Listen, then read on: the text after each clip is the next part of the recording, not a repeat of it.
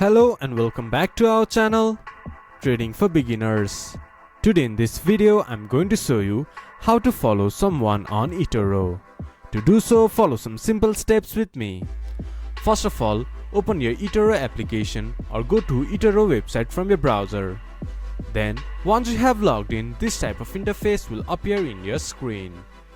From the top search bar, you can search any person that you like to follow, or you can just go to Discover from the left side of the screen.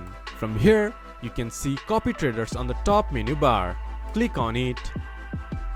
Then you will see all the trending investors.